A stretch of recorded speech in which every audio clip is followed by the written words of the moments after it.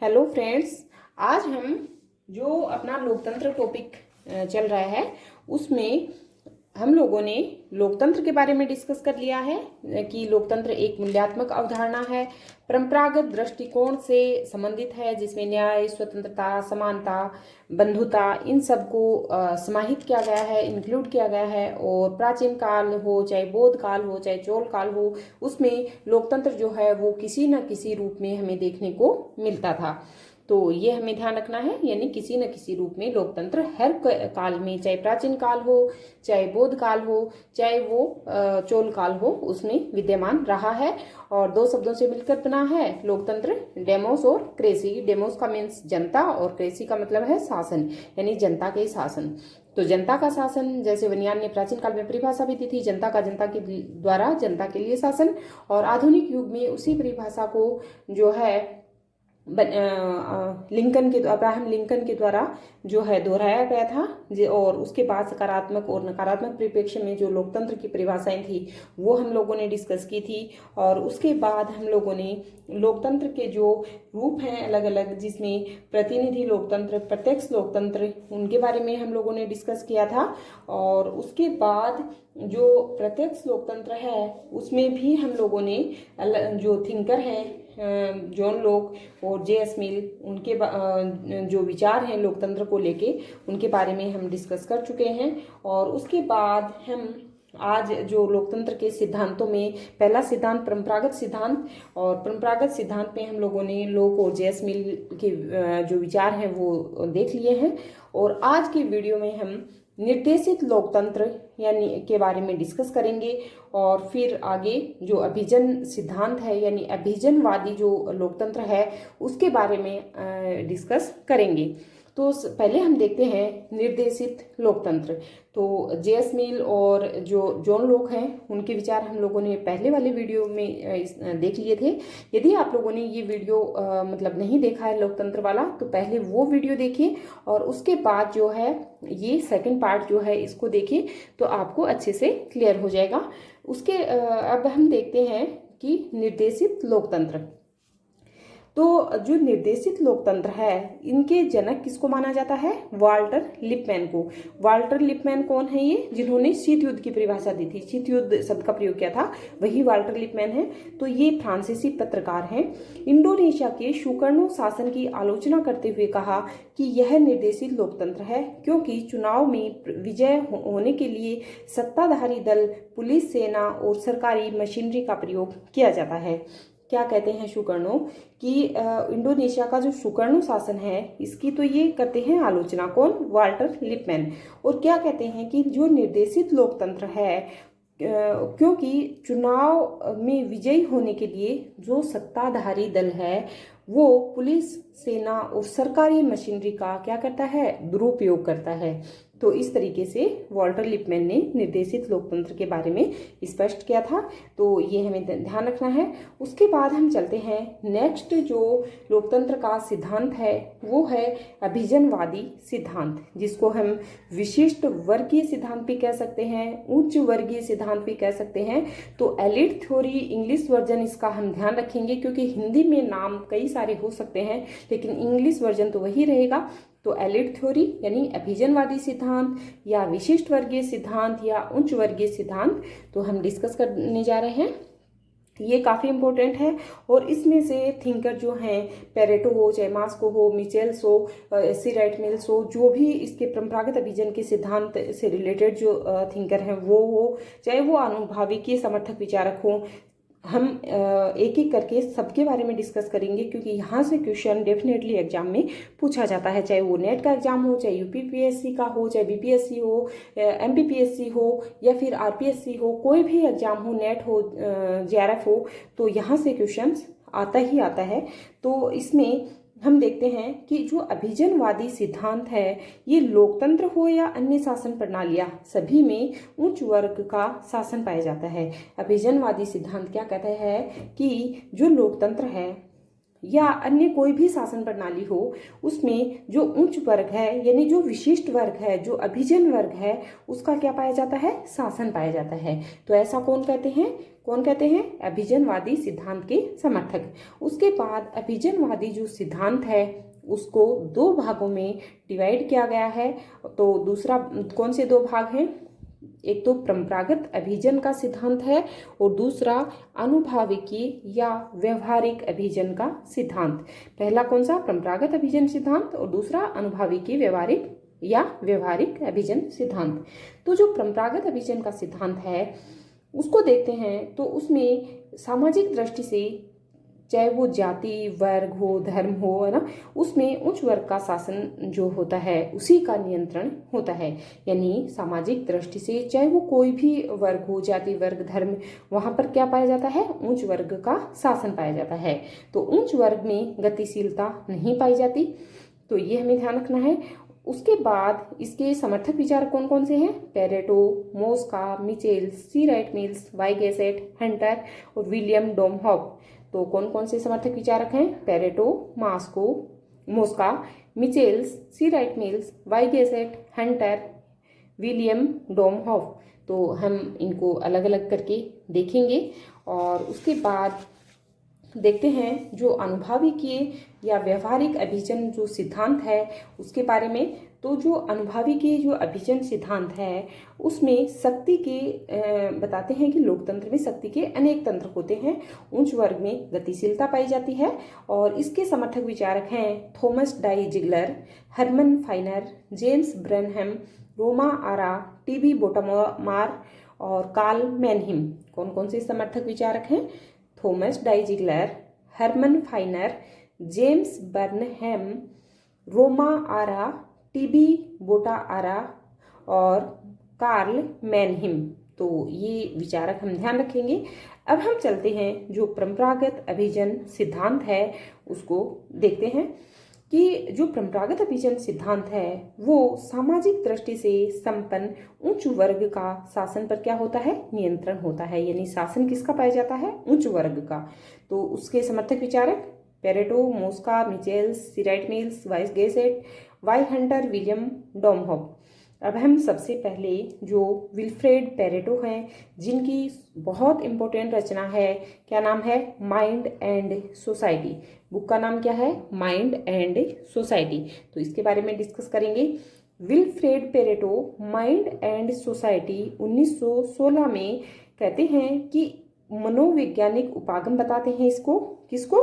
परंपरागत अभिजन सिद्धांत को क्या कहते हैं कि ये एक मनोवैज्ञानिक उपागम है। कौन सी बुक में कहते हैं? माइंड एंड सोसाइटी में। और ये कहते हैं कि समाज के दो भाग होते हैं, एक तो अभिजन सिद्धांत और दूसरा गैर अभिजन सिद्धांत। तो जो अभिजन सिद्धांत होता है उसमें बल और चातुर्य होता है और जो गैर अभिजन सिद्धांत होता है उसमें जनता जो है वो, आम जनता जो है वो इंक्लूड होती है। तो ये हमें ध्यान रखना है कि जो विल्फ्रेड पेरेटो हैं उन्होंने समाज के दो भाग बताए। एक भाग तो बताया कि अभिजन भाग और दूसरा इन्होंने बताया गैर अभिजन। तो अभिजन में तो बल चातुर्य होता है और जो गैर अभिजन होता है उसमें जनता का शासन होता है। ओके, अब हम देखते हैं आगे कि अभिजन के दो प्रकार बताए इन्होंने। जो अभिजन समाज के दो भाग बताए, अभिजन और गैर अभिजन। फिर अभिजन के दो भाग बताते हैं, एक सत्ताधारी अभिजन, दूसरा गैर सत्ताधारी अभिजन। क्या कहा इन्होंने? अभिजन के मतलब समाज के दो भागों में डिवाइड किया, अभिजन गैर अभिजन। अभिजन के दो भाग फिर से बताए इन्होंने, सत्ताधारी और गैर सत्ताधारी। तो जो सत्ताधारी अभिजन है वो शासन कुलीन वर्ग का शासन होता है उसमें, और इसको शासन कुलीन वर्ग की शमशान के रूप में भी जाना जाता है। और इसी को क्या कहते हैं? परिसंचरण सिद्धांत। यानी कि जो सत्ताधारी अभिजन है उसके बाद एक बार गैर सत्ताधारी यानी विपक्ष आ जाएगा, फिर वापस सत्ताधारी आ जाएगा। तो मतलब यही चक्र चलता रहता है। तो इसी को क्या कहते हैं? परिसंचरण का सिद्धांत। यानी एक बार कांग्रेस, एक बार बीजेपी, एक बार बीजेपी फिर कांग्रेस, कांग्रेस फिर बीजेपी। तो यही चक्र चलता रहता है। इसी चक्र को क्या कहा? परिसंचरण सिद्धांत। चाहे वो अमेरिका हो चाहे वो इंडिया हो, अगर देखा जाए तो अमेरिका में वही दो दल रहते हैं, 2 परिवार रहते हैं। और यहाँ हमारे यहाँ 2 दल रहते हैं। कौन से? एक बीजेपी और एक कांग्रेस। तो एक बार सत्ताधारी और एक बार गैर सत्ताधारी। तो इस तरीके से फिर पेरेटो की बुक मैंने बताई माइंड एंड सोसाइटी 1916 में। तो अभिजन वर्ग के अध्ययन के लिए इन्होंने मनोवैज्ञानिक उपागम अपनाते हैं। और पेरेटो कहते हैं कि समाज जो है वो 2 भागों में बटा हुआ है। यानी पेरेटो समाज के 2 भाग बताते हैं, एक अभिजन वर्ग, दूसरा गैर अभिजन वर्ग। तो जो अभिजन वर्ग होगा उसमें बल चातुर्य होगा, यानी शासन पर क्या होगा? अभिजन वर्ग का नियंत्रण होगा, यानी शासन जो है वो उच्च वर्ग के हाथों में समाहित होगा, उच्च वर्ग के हाथों में नियंत्रित होगा। और जो गैर अभिजन वर्ग है वो सीधे उसमें जनता इंक्लूड होगी। तो जो अभिजन वर्ग है उसको फिर से वो 2 भागों में डिवाइड कर देते हैं, एक सत्ताधारी, एक गैर सत्ताधारी, यानी एक पक्ष और एक विपक्ष, एक बार कांग्रेस, एक बार बीजेपी। ओके, तो यही इसी को क्या नाम देते हैं? ये परिसंचरण नाम देते हैं। दूसरा इसमें ये शासन कुलीन वर्ग की शमशान है।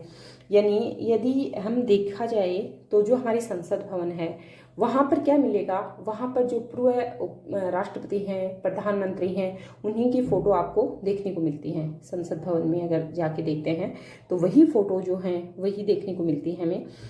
और जब संसद भवन पर हमला हुआ था तो वहाँ संसद भवन को बचाने के लिए जिन्होंने अपने प्राण गंवा दिए, जिन्होंने अपने मतलब जो मृत्यु को प्राप्त कर गए और उनके परिवार पीछे ऐसे ही छोड़ गए, तो उनकी फोटो जो है वो संसद भवन में बाहर देखने को मिलेगी।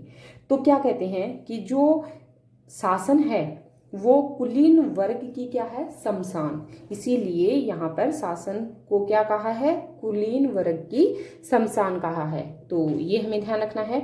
उसके बाद इसी आधार पर पेरेटो कहता है कि शासन कुलीन वर्ग की शमशान है। पेरेटो क्या कहता है? शासन को कुलीन वर्ग की शमशान। इसके बाद 2 फैक्ट हैं, ये ध्यान रखना है। पेरेटो एक तो लोकतंत्र को गुंडागर्दी का शासन कहते हैं, मैंने आपको पहले भी बताया था पहले वाले वीडियो में। दूसरा, जो जॉन प्लेमनाज हैं, जॉन प्लेमनाज, उनकी बुक का नाम है मैन एंड सोसाइटी। तो ये बुक है 1963 की। एक तो ये है मैन एंड सोसाइटी, और यहाँ हम लोगों ने जो पेरेटो की बुक डिस्कस की थी वो है माइंड एंड सोसाइटी। तो जो मैन एंड सोसाइटी और माइंड एंड सोसाइटी, इन दोनों में थोड़ा सा डिफरेंस है, तो ध्यान रखिएगा कि जो माइंड एंड सोसाइटी है 1916 की है, पेरेटो की बुक है, जबकि जॉन प्लेमनाज की बुक है मैन एंड सोसाइटी 1963 की बुक है। ओके, अब हम आगे चलते हैं। पेरेटो के बाद नेक्स्ट जो थिंकर हैं वो हैं मोस्का। तो हम मोस्का के बारे में डिस्कस करेंगे। तो गेटेन मोस्का संगठनात्मक उपागम को अपनाते हैं। कैसे उपागम को अपनाते हैं? संगठनात्मक उपागम को। और इनकी बुक का नाम है द रूलिंग क्लास 1939। बुक का नाम क्या है? The ruling class 1939। और इसमें ये भी समाज के 2 भाग बताते हैं। कौन से? एक तो अभिजन, एक गैर अभिजन। तो अभिजन जो है वो आसानी से संगठित हो जाते हैं, क्योंकि अभिजन में तो उच्च वर्ग का नियंत्रण होता है, और गैर अभिजन जो है वो बहुसंख्यक होते हैं। ये 2 अल्पसंख्यक होते हैं। अल्पसंख्यक इसलिए क्योंकि इसमें तो उच्च वर्ग के लोग ही शामिल होते हैं, और जो गैर अभिजन है उसमें बहुसंख्यक लोग होते हैं, और इसमें जो आम जनता है उसकी पूर्ण भागीदारी होती है, और ये बहुसंख्यक वर्ग में होते हैं, इसीलिए ये संगठित नहीं हो पाते। तो इस तरीके के विचार गेटेन मोस्का कहते हैं, और इनकी बुक हमें ध्यान रखनी है द रूलिंग क्लास 1939। ओके, अब देखते हैं एक तथ्य है इनके बारे में, मोस्का के बारे में, कि अभिजन वर्ग अपने को शासन में बनाए रखने के लिए रीति रिवाज और परंपराओं का भी सहारा लेता है। जो अभिजन वर्ग है, मोस्का कहते हैं कि जो हमारे जो इतिहास में जो पुराना लिखा हुआ आ रहा है उसी का ये लोग इसी को क्या बना देते हैं धीरे धीरे। पहले तो वो परंपराओं के रूप में होते हैं, जैसे ये परंपरा है, फिर अगले परिवार ने मानी, फिर अगली पीढ़ी ने मानी, फिर 2 पीढ़ियों ने मानी, फिर 3 पीढ़ियों ने मानी। तो वही जो रीति रिवाज और परंपराएं हैं उनका भी सहारा लेके उसको किस में कन्वर्ट कर देते हैं? कानून में कन्वर्ट कर देते हैं, और वो धीरे धीरे वही चलता रहता है। दर पीढ़ी एक अगर दल आता है या एक जो परिवार होता है वही आगे आगे, जैसे हमारे कांग्रेस परिवार में जो गांधी परिवार है वो आगे आगे चलता रहा, तो उसी तरीके से वही एक परंपरा और कानून बन जाते हैं। ओके, अब हम आगे चलते हैं, रॉबर्ट मिचेल्स के बारे में देखेंगे। तो रॉबर्ट मिचेल्स जो हैं ये देखते हैं कि ये परंपरागत अभिजनवादी हैं, और ये भी गेटेन मोस्का की भांति संगठनात्मक उपागम को अपनाते हैं और इनकी बुक का नाम है political parties a sociological study of original tendency in modern democracy 1911। इसमें ये लिखते हैं कि लोकतंत्र में अभिजन वर्ग दलों के माध्यम से संगठित होकर चुनाव में प्रतियोगितापूर्ण संघर्ष कर अपने को सत्ता में बनाए रखता है और इसी को मिचेल्स अल्पतंत्र का लो नियम कहते हैं। तो ये कई बार एग्जाम में पूछा जा चुका है, तो इसको हमें ध्यान रखना है कि अल्पतंत्र का लो नियम किसके द्वारा दिया गया था, तो रॉबर्ट मिचेल्स के द्वारा दिया गया था। अल्पतंत्र का लो नियम किसके द्वारा दिया गया, तो ये रॉबर्ट मिचेल्स के द्वारा दिया गया।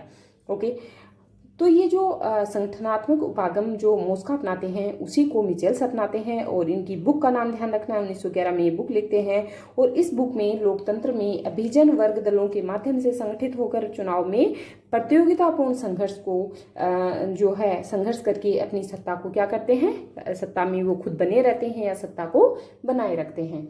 ओके, तो हम लोगों ने 3 थिंकर डिस्कस कर लिए, पेरेटो, मोस्का और मिचेल्स।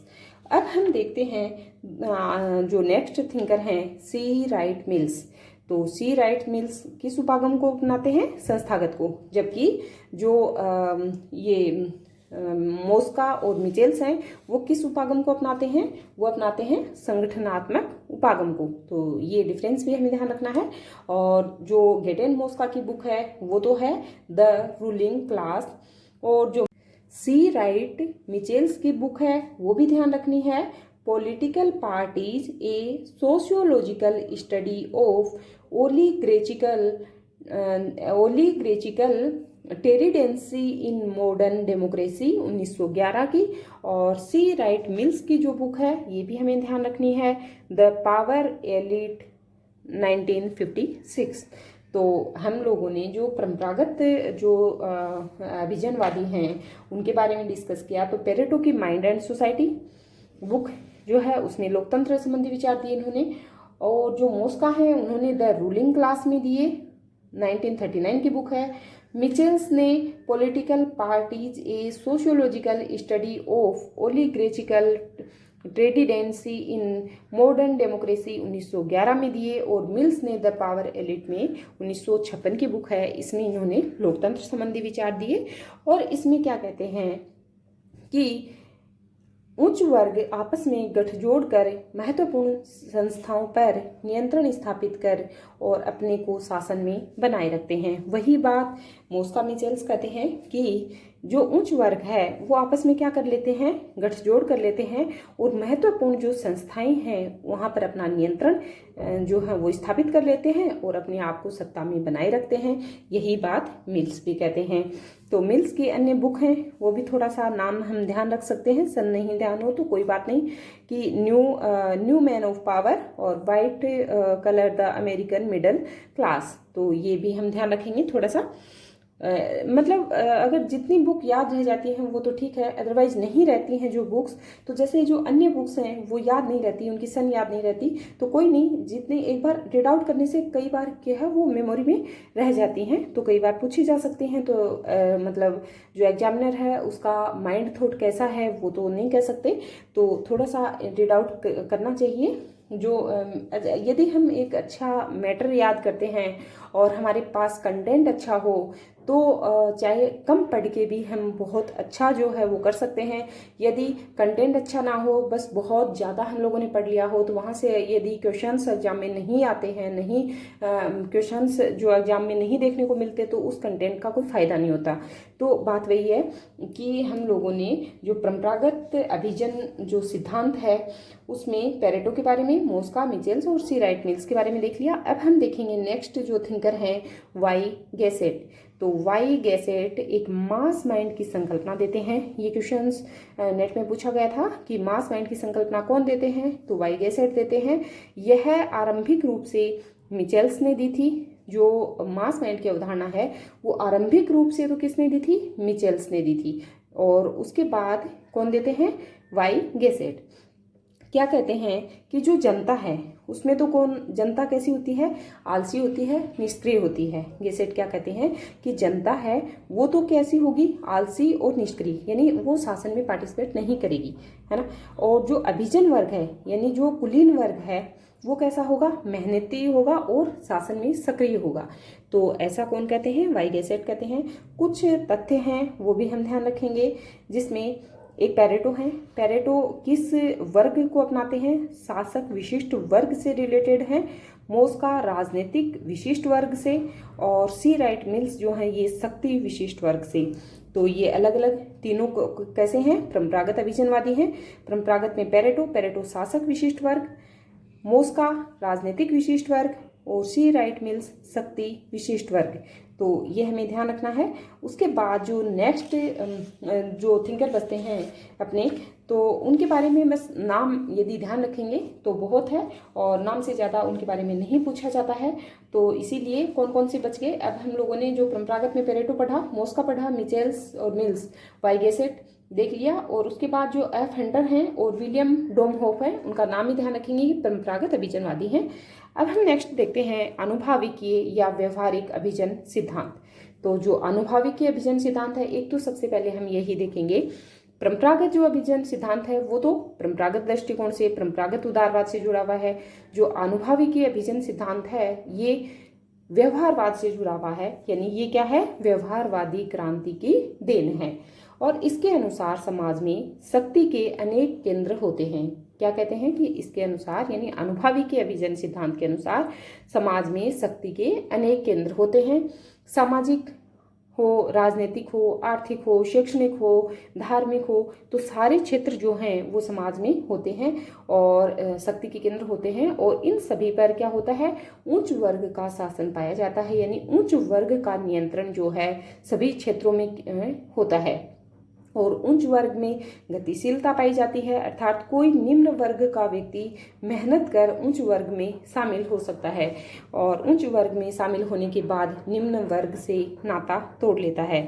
तो ये वही बात है कि जहाँ एक दो फ्रेंड होते हैं, ये दोनों समान मेहनत करते हैं, एक मतलब उच्च पद पर आ जाता है और एक जो है वो कोई भी एग्जाम, थर्ड ग्रेड का एग्जाम भी अपना जो क्लियर नहीं कर पाता है, तो वो क्या करते हैं, जो दो फ्रेंड होते हैं, यदि उसको एक मतलब अच्छी पोस्ट मिल जाती है तो वही अपने फ्रेंड से रिश्ता तोड़ लेता है ना, आगे चलकर उसको जानता तक नहीं है। यही आज जो है, यही उच्च वर्ग में गतिशीलता पाई जाती है, और मेहनत करने के बाद एक निम्न वर्ग जो है वो भी उच्च वर्ग में शामिल हो जाता है। यही बात जो है वो अनुभाविकीय अभिजन सिद्धांत में देखने को मिलती है। तो ये कैसा मतलब क्रांति, कौन सी क्रांति की देन है, तो व्यवहारवादी क्रांति की देन है। इसके समर्थक विचार कौन से हैं, Thomas Dye Zeigler, James Burnham, Herman Finer, Karl Mannheim, Raymond Aron और टीबी बोटामार। कौन कौन से हैं समर्थक विचारक, Thomas Dye Zeigler, James Burnham, Herman Finer, Karl Mannheim और रोमा आरो, टीबी बोटामार। तो ये थिंकर हम ध्यान रखेंगे। तो इस तरीके से हम लोगों ने आज जो है अभिजन की जो परंपरागत अभिजन सिद्धांत पहले वाले वीडियो में हम डिस्कस कर चुके हैं, जो कि लोकतंत्र का एक सिद्धांत है। तो परंपरागत हम लोगों ने डिस्कस कर लिया था, जिसमें थिंकर थे जॉन लॉक और जे एस मिल। उसके बाद जो निर्देशित लोकतंत्र है वो भी हम डिस्कस कर चुके हैं। और निर्देशित लोकतंत्र के बाद जिसके जनक कौन थे निर्देशित के, वॉल्टर लिपमैन। और उसके बाद हम लोगों ने विशिष्ट वर्गीय या अभिजन सिद्धांत के बारे में डिस्कस किया।